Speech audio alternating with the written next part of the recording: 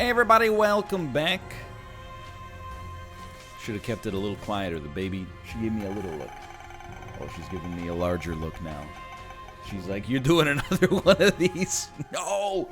No, baby, it's the Lost. Oh no, okay.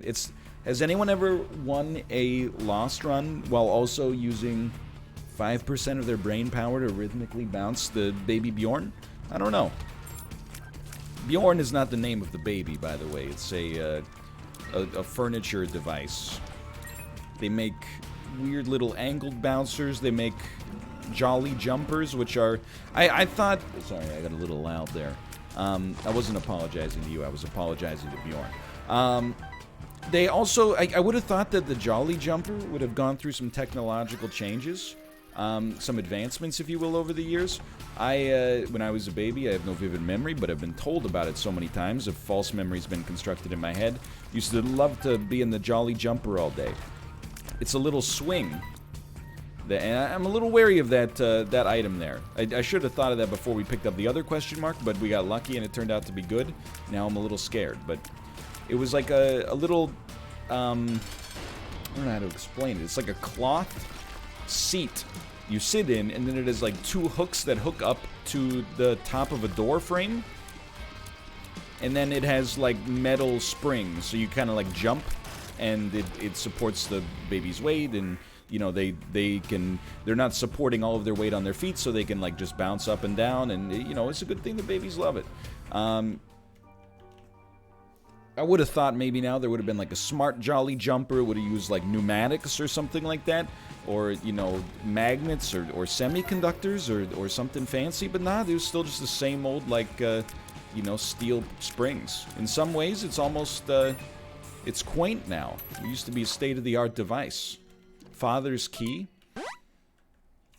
We definitely want it.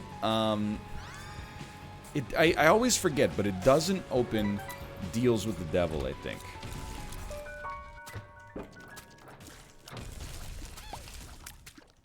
If it opened deals with the devil, this would be, like, I wouldn't call a win yet. It's still pretty early, but this is also, like, I think, apart from just doing, like, a streak as the Lost, this is, like, the longest, potentially uninterrupted Holy Mantle streak I've ever had in my entire life. We got it on the chest on the last floor, and then also got the Lost on a random run here. That's pretty cool. It's pretty cool to think about in some ways. Okay, Two of Hearts is just an extreme waste of everybody's time. I feel like Glowing Hourglass, don't be mad. Isn't Glowing Hourglass like a game-winning item for us? I hate to do this, but also, like, you know, it represents personal growth. Glowing Hourglass, Isaac. It's an activated item. You'll be returned to the previous room, and everything that happened in the current room will be undone. Yeah, so this is like, don't get me wrong, Dad's key has a certain charm. That's why I wanted to use it there, just to see if we did get our second secret room. But I think that Glowing Hourglass is just substantially better, because it gives us the ability, like if we get hit early on a room, lose Holy Mantle, we just press the spacebar and we're back in, back on top. Yeah, let's do that. That seems smart. Now, the dream. The dream is that this run just comes together immediately. 9 lives, you know, Dark Judas. Any respawn is huge. This is like the perfect boss to fight too. Any respawn is huge. Obviously, you know, guppy items, damage upgrades. You know, anything. We're taking it all, pretty much. I'd appreciate the Tears upgrade to begin with. And I mean, this is a really good one. It's not specifically what we're looking for. Why not? It's not specifically what we're looking for, but I feel like this is a very positive place for us to be. Like, our damage is already better now. And I don't, you know, I apologize. Trying to keep it quiet while also simultaneously adding some emotion into the video. But I don't want it to be too exciting, right? Like, I think Isaac works better if I try to make the content a little bit more passive so that you don't feel compelled to be distracted from the fact that I currently have you on my right monitor. So there's a criticism I've been hearing a little bit lately, is that lately the content is just a little bit too pogged. It's a little bit too Komodo. So I wish he would just make more boring content. They don't say boring, though, they say comfy. It's just too exciting, the content that he's making on by and large right now. So I'm gonna try to keep it pretty mellow here. I don't want to ruffle any feathers that were previously unruffled by the joke that just made, which was designed to ruffle. But we already have more damage than we had on our previous run, which is kind of, you know, staggering. Obviously, we'll check this because we're desperately seeking guppy items, and I mean, you know what? No. I think we need to go to the shop. I have a whole flow chart here because if we go to the shop. A 15-cent item, I mean, it's a long shot, but that's what we're setting the stage for here. A 15-cent item could be black candle. I guess I'd rather use a bomb. And if it's black candle, then that means we can see what the item in the item room is. We gotta try. The shop items are less deleterious if they're trash. So I'm not sweating that too much. More options is actually really good as well. Even if I ended up paying 30 cents for more options, I'm not using glowing hourglass here. We're not going to get hit. I know that you're like, comedic timing. No, it's not going to happen. You got to have some confidence sometimes. You got to pick your shot. Now, we got to ask ourselves. We're not going to get like a Dagaz rune, it seems. So what would you do? Would you go back? Okay, you know what? We'll use it there for sure. That's just a cursed door. We're not gonna get a Dagaz room. So would you go back and pick up that item room? And then, in order for me to add context to your answer, how good are you with the Binding of Isaac? Because I get a lot of feedback from people. And they're like, here's what I would do, and then when you look at their stats, you know, they haven't even beaten Mom 10 times.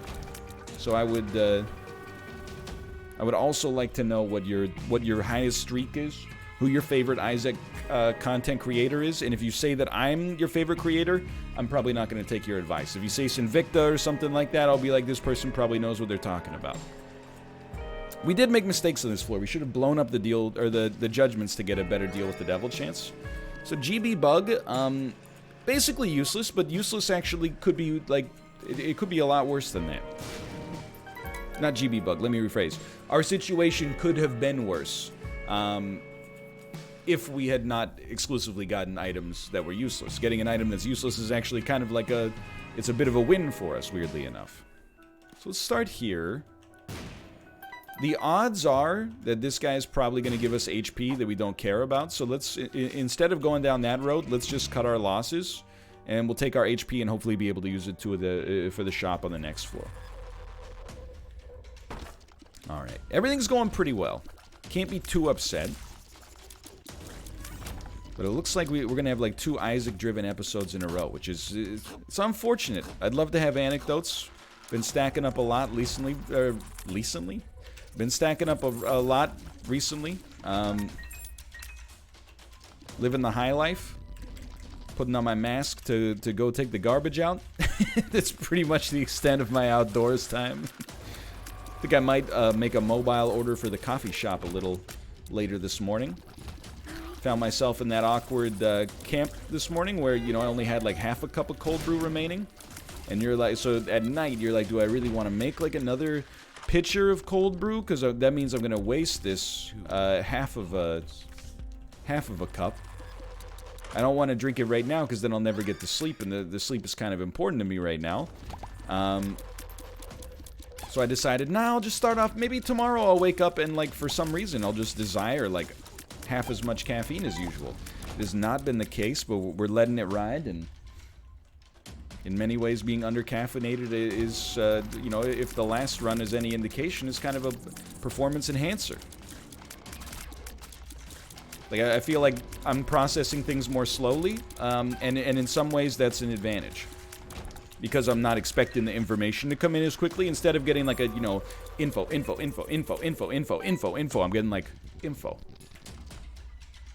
It gives me more time to process each individual piece and give it the care and consideration that it probably feels like it deserves. I don't. By the way, you're probably like, NL, you've been sounding different like the last 2 episodes. I don't know if this is like a universal thing. I find it hard to speak quietly without an accent. I don't have an explanation, but you know, I feel like, especially when you have a deep voice, people very much assume sometimes that you're unexcited. So it was an awakening for me as a young adult to find out that, you know, my perception of myself was that I was pretty high energy, and other people were like, "Wow, you're like so like flat and consistent all the times, but every once in a while you come up with like a really funny joke that nobody expected because you're so boring the rest of the time." And I'm like, "I'm not boring. I just have a deep voice." So I feel like it's almost like a learned defense mechanism.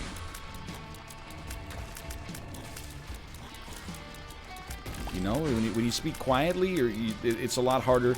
As somebody who doesn't have a lot of range in their voice, clearly, I think when you speak and you want to inject some excitement, volume is pretty much the only lever you can sort of pull on, right? In order to augment the excitement, without being able to deal with that shortcut. Not getting a deal here, quite painful, by the way, quite painful. Not being able to deal with you know, that kind of trump card. It's like leaves me in a position where the only thing I can lean on is doing a Brooklyn accent for some reason. I don't really know where it's not even really a Brooklyn accent. It's kind of like New Haven, Connecticut or something. I don't know. I don't really know. What I do know is we are 1 more floor down. Everything's okay for sure, but we're you know, haven't really gotten. Well, that's not true. I was gonna say we haven't gotten a market improvement lately, but we really have. Getting a guppy item here would be worth a lot. What was the market improvement? Well, I'm glad you asked, because I didn't finish my idea there. Sagittarius. The speed up is kind of whatever. It's not insanely valuable, but it is useful, especially because we're not even like close to our internal cap for what feels nice as far as speed goes. But the piercing shots are unbelievable. Really just a force multiplier. But we're gonna need something else. And the number of things that I'll accept, you'd think as the run goes on, I'd accept less things, because we need, well, we have less time to get, you know, life-changing stuff. It's actually the opposite. Like, the more starved I get for having some degree of, like, DPS, the more I'm willing to basically take whatever scraps the game deems me worthy of being thrown. You know, from the high chairs and the ivory towers of the world. If you previously, I was like, I'd really like a slice of, you know, prime rib or something like that. Now I'm like, you know, just a little bread crust. If you could just get a little bread crust soaked in the gravy, that'd be nice. Good card, maybe? Okay. Pretty bad. We'll take Obsessed Fan, because the Rosary is just genuinely deleterious for us, but I would really look at, like, Glowing Hourglass is kind of like 4 lives. It's not as good as 9 lives, and it's not even half as good, but I think it approaches being half as good. Oh, this is Small Rock, please, I'm begging you. The problem with it is that it doesn't allow us, because there's, like, a lot of possibility that you could,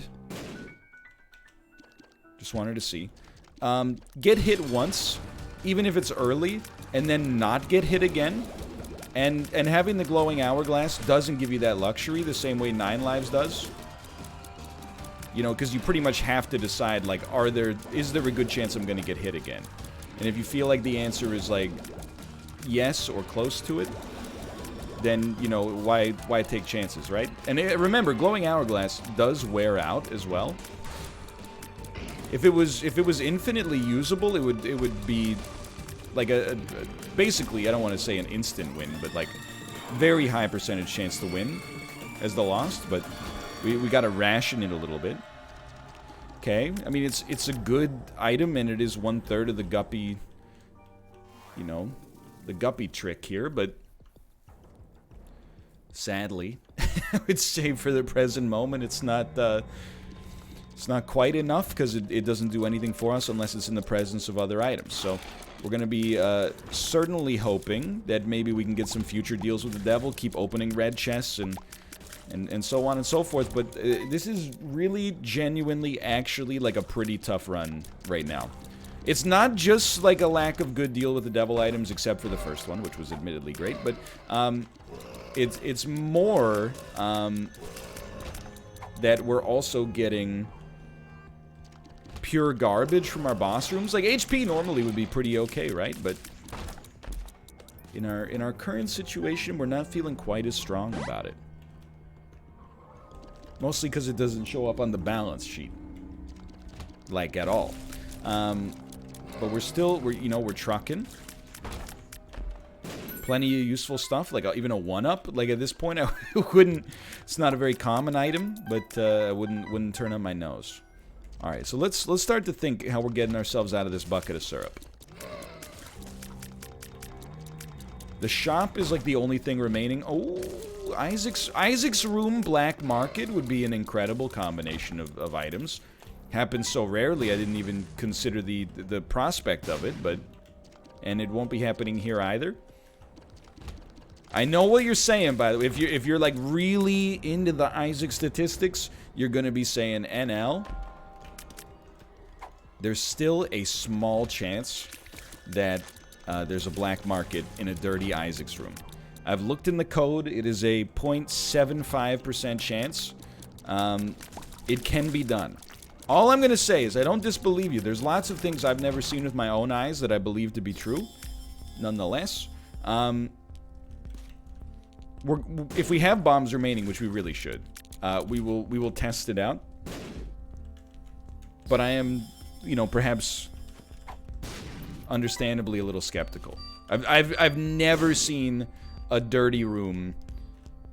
That might actually prove important. I've never seen a dirty room actually have a black market in it. Honestly, it hit me with the dunk, but I've never been happier. It was an amazing item. Alright, so we modestly improved there. Now, we get a choice of items just about everywhere. I mean, the other thing is now we can just, see you later. We'll just go down this way instead. Okay, we're stretching it out. We're just stretching it out. Oh, the baby. She did not like that. This is... Man, we're making amazing time. How about that? I think it behooves us to start looking for a teleportation card to maybe get an item out of Boss Rush. Every item has a lot of potential value for us right now. Especially when we get to make a selection. 2 of diamonds is pretty important. Hopefully we don't have to deal with greed on this floor, but it's pretty important nonetheless. I'm trying to remember. I think you can use glowing hourglass 7 times. And we've used it 2 times. So, to the best of my knowledge, we have 4 opportunities left. Our rate of using it is not super high. You have to. You absolutely have to. But obviously, it's going to speed up as the game goes on. So I think if we want to win this run, and there's a couple of things worth noting. Like, if we come back as Lazarus, we're going to have 1 HP. We're not going to get hit again, I promise you this. We're going to have 1 HP. We're going to lose Holy Mantle. And we're going to get, a little luck upgrade, right? Now we get... So, more Spirit Hearts, obviously, is kind of teasing me in that direction. I'm trying to get at the idea that, I actually don't know... I don't know if it's the right play for us to deliberately become Lazarus. The respawn is very nice. I'm not trying to be negative about that. But I don't know if it's the right play to become Lazarus. There are a couple of things that would tilt me in the right direction there. Or one direction or the other. In particular, if I could get, 11 Spirit Hearts. Okay, we're 2 11ths of the way there. That's not so bad. It's like an 18% progress rate. So if we could get 11 Spirit Hearts or something along those lines, be a little bit more tempted. But otherwise, I really feel like it's not like an either-or decision. Like, the way that it works, as I'm sure you understand, you think about it for 2 seconds, is like, we don't really have to choose to become Lazarus. We just choose whether or not we're going to actively become Lazarus. Because, you know, if we happen to make a mistake as the Lost, we're becoming Lazarus anyway. The question is not whether it's better to be the Lost or whether it's better to be Lazarus. It's really better to be the Lost, with Holy Mantle, I think. Although we could play that Demon Judgment, but it's with 1 HP, it's not like it's not worth it yet. But what raises our chance of winning more? Trying to play this out as the Lost, or becoming Lazarus with like not so amazing stats, but for sure, in all likelihood, in the future, an opportunity to. Well, I mean, like, basically, would we rather? I mean, I'm distilling the problem in my head. I understand the problem. In words, I can't seem to get it out. You know what I mean? Maybe it's better to actively become Lazarus right now, so that we have the time to build up some Spirit Hearts rather than just, like, accidentally becoming Lazarus later. Or, on the flip side, maybe without Holy Mantle, this run kind of sucks. It feels okay right now. It doesn't feel incredible, but maybe without Holy Mantle, this run kind of sucks. And, you know, we don't want to give up our ability to get free deals with the devil. I don't know. You know, I'm very thankful for the fact this run has given me the opportunity to make a very weighty decision. It doesn't always happen in Isaac. Sometimes it's just obvious. Like, if we had 9 lives, we would be like, oh, Azrag. Who cares? SpongeBob. But without having that kind of stuff, we really have to puzzle it out. Plays to the strengths of the game. Maybe to the strengths of the series as well. Who knows? Still thinking. But the time is coming. Yera. Okay, well, I think you... 2 of diamonds. Nope, you were supposed to Yera 2 of diamonds. Literally in my head, that's what I was thinking. But it's still, I mean, 40 cents is still great here. We could Yera consumables from the shop. We could Yera batteries. We could double up on those Spirit Hearts back there. Have a better chance to become Lazarus. I don't think we care enough about starter deck. I think we need a little more. Obviously, we could be getting Spirit Hearts here. 2 of diamonds. Okay, at that level, I didn't mean to buy that, but life goes on, right? Okay, so we bought the map, and we like it a lot. We might as well buy both here. I guess we're sticking with the Lost. That's where I'm going with this one then, right? Although, now I'm like, wait a minute. Wait just a minute. If we got Converter, think of all the HP we could get as Lazarus, man. Okay, alright, okay, hear me out here. Lazrag. I think we're gonna do it. And this is, you know, you might take issue with this, but this is zanier than just playing as the Lost. This could ruin us.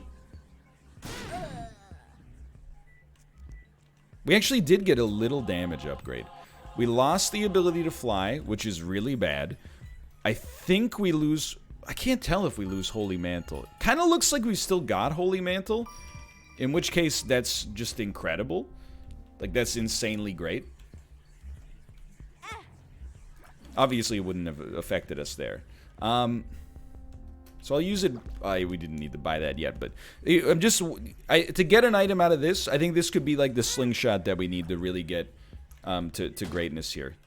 Strength, you know, we'll just pop it immediately to try to get an advantage here.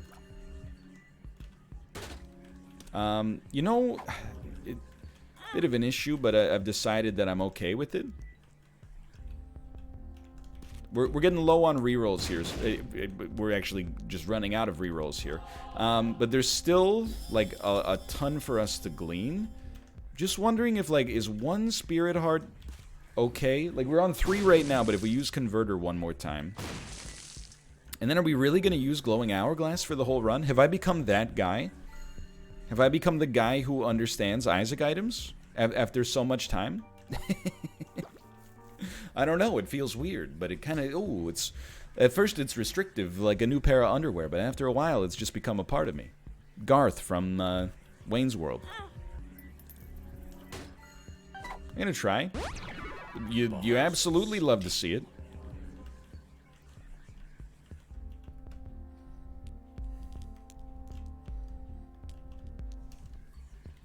Just scared is that's the way I would describe myself right now, is scared. One thing I will say, it's never been relevant before, but Converter actually giving you a full red heart when you use it is pretty sick. And then I think for now we could just lean on Glowing Hourglass. So forget about getting to boss rush. that train sailed a long time ago, but we do have a 40% chance of a deal with the devil, and you know, we can actually absorb some hits now. I think we made this work. I don't know if Demon Baby is like enough of a pivot. Oh, we definitely still have Holy Mantle too. This is actually pretty sick. You know what? If I could just learn one thing from this run and have that thing be that when you respawn from being the Lost as another character, you keep Holy Mantle, like that's incredibly valuable intel. So what would we like to see? 2 Guppy items. 2 Guppy items would still be pretty sick. If we got, I'm pretty sure that means we're gonna have 60 or 75% yet. I mean, I will admit I said 75 as soon as I saw 75 pop up. But hey, baby, you waking up? Let's check. We got 14 bombs. I think we're now in a race against Baby. It has been 3 hours since Baby's last feed, which is on the high side of normal. And I know you're like, same. Yeah, me too. Yeah, can't really deny that one, can I, baby? She's gonna get hungry soon. It's the most delicate part of my day. You might think that it's trying to please an audience of, and again, not trying to flex, but an audience of thousands of people who all want different things. No, recently I've come to accept that, you know, you can't be everything to everybody. You gotta just, you know, it's a hard lesson to learn, but, you know, whatever you do, some people are gonna be pogged, and some people are gonna be a little bit upset, and, you know, that's just life, man. You change the font on the menu, some people are gonna be like, nice font. Some people are gonna be like, it's on a serious change to unreadability. So you just, you know, you listen to the good feedback. Not just feedback that's positive, I mean to say, but you listen to the feedback that's, you know, constructive, and you try to separate the wheat from the chaff. What's useful and what's detrimental, and you take it from there. That's not that big of a deal. The hardest part of my day right now is trying to figure out to balance the scales of the happiness of my baby and the happiness of my wife. Because my wife right now, sleeping. It's 9 a.m. I get up and handle the first morning feeding, because overnight she does a little bit of food supply maintenance. Sometimes she even wakes up and nurses the baby like 2 a.m., right? So it's, don't walk on the creep 2 times, come on. So it's really like, you might think that like, oh, it sounds like, well, you've been awake for 3 hours, but she's sleeping, like, you know, you're getting the raw end of the deal. Very much not the case. I'm just, you know, there's just a lot of, it's just a lot of work that goes into the baby. It's not like a hard work, it's just consistent work, right? You know, we're not splitting atoms over here, but, you know, you can't miss a feeding, basically. If Ernest Rutherford doesn't show up to work one day, you know, the Manhattan Project goes on. If we don't show up to Parenthood for one day, you know, there's going to be some serious issues. But, okay, I need to think about that one. Well, this sucks. 9 lives, please. Spirit Heart's also nice. Also nice. I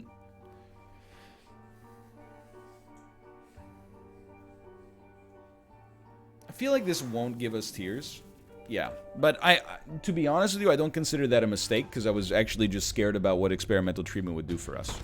And this is probably our boss fight. But yeah, so like, usually, you know, I'll get up at around sometime between 6 and 8. It depends on the baby. Like, well, it's the same baby, but it depends on, you know, what kind of baby she feels like that day. Today she was an early baby, and you know what? Now it's like it's 2 hours before my stream, and I've already gotten 2 Isaac videos done. So you know, you take the good. Not really any bad, just a little. Eyes are a little heavy. Let me out of this terrible room, please. And then that means that sometime around, like, you know, from 9 to 11, the baby's gonna want feeding number 2. So I have to figure out how long I let the baby be a little hungry. And I was very careful with the way I phrase that. Obviously, if the baby's, like, starving to death, I'm not gonna be like, hey, sorry, mommy's sleeping. You know, here's a protein bar. But if the baby's just a little peckish, and I think that, you know, she might even fall back asleep, or, you know, that Kate will wake up naturally in, like, the next 20 minutes or something like that, we'll let it ride for a minute. I'll just become like a jester and start dancing in front of the baby and be like, you're not hungry anymore, look at this. Look at daddy floss, you know? But eventually we're gonna hit kind of like a, you know, there's like a point of no return where I gotta go like, yeah, I'm going up there. And you might say, why don't you just feed her from the bottle? Well, because we got a whole routine. It's hard to explain, you know? Especially to get around the Google DeepMind language filter, and then the combination of, like, Google DeepMind language filter, and then also anytime you talk about anything relating to the human body, people are like, gross, you know? But here's the way I would describe it. I could feed her from the bottle, but imagine you had a toilet that needed to have pee deposit into it, you know, every 2 to 3 hours. You might like to sleep, but at the same time, if you wake up with a full bladder, and then your partner was like, oh, don't worry about the toilet, I already deposited the pee into it, you would be like, thanks, but no thanks, because what am I supposed to do with this full bladder now? I'm not comparing the baby to a toilet, okay? Baby, no, baby, I'm not comparing you to a toilet. It's a metaphor. I don't expect you don't learn those, I think, until, like, at least, like, 7th grade English class. It's a metaphor. Basically, you know, and I was not familiar with this until, you know, the pregnancy classes and stuff, but, you know, it makes perfect sense. When you're the mother and you're producing milk, you know, it's not like it just kind of hangs out in, like, a storage tank, and then you can turn on and off the taps at will. You know, you go from, like, 0 supply to full supply, and then you have, like, essentially a biological urge to nurse. So I try not to overfeed from the bottle if I think that Kate would rather nurse. It's not a division of labor thing. It's not like, oh, because really, like, again, and this is, I mean, just if you're like, ooh, bodies, just grow up, honestly. Like, and I don't mean grow up like stop being grossed out, but just accept that, like, nobody cares that you're grossed out. I'm not, because then people go like, oh, I'm sorry, I can't control what I'm grossed out by. It's true, but you could just shut up about it, okay? I'm not trying to be antagonistic. I'm grossed out by a lot of things, you know? See people on the bus, like, you know, picking their ears and then wiping it on the seat and stuff like that. It's not an involuntary biological reaction to go like, ew. Well, I mean, that one's kind of, they should really stop that, to be honest, but anyway, you get what I'm saying. There's lots of, we do gross things every day. Like 30% of human existence is kind of disgusting. Even just, and it strikes me every once in a while. We're gonna win this run, by the way, and we're gonna win easily, which is a big surprise to me, but, every once in a while, I'm just struck by the fact that, like, when I abstract myself from eating, and I'm just like, we have to eat to survive. I'm like, life's great. I'll take 1 hot dog, please. When I think about eating, it freaks me out, baby. It freaks me out. Because it's like, okay, you got, like, there's a unit of matter. Let's call it a hot dog. I might just feel like a hot dog right now. Like, I might be, like, a little peckish. But if I don't eat for, like, 2 weeks, the hot dog, I see it on a biological level as a collection of atoms, you know? There's some carbon in there. There's some glucose. There's some lipids. There's a little bit of protein. There's some hoof, a little bit of snout, depending on the quality of the hot dog. And then, like, our body, like, 50% of our body, but it basically runs from tip to tail, is just designed to be like a biochemical reactor that turns, essentially attempts to turn any matter into a series of 3 macronutrients and a lot of micronutrients. Isn't that insane to you? There's like an incredible machine inside of all of us. And, I mean, it's so sophisticated, despite the fact that, obviously, is quite, like, rudimentary as well. But, it's, I don't know, just, and then the fact that, like, you know, and again, I'm not a vegetarian, but I have been a vegetarian in the past, and I think, like, philosophically, it wouldn't surprise me if it's in my future as well. Like, I don't really have a great argument that doesn't appeal to emotion that is against vegetarianism. You know, I think there's an animal cruelty argument, not always, of course, but, you know. I mean, it's like some people need meat in their diets for sure. And probably, like, and again, I'm not a nutritionist, so I shouldn't really get into it. You know, eating, let me put it this way. I don't think there's a great argument at all for eating less, against eating less meat, at the very least. I love meat.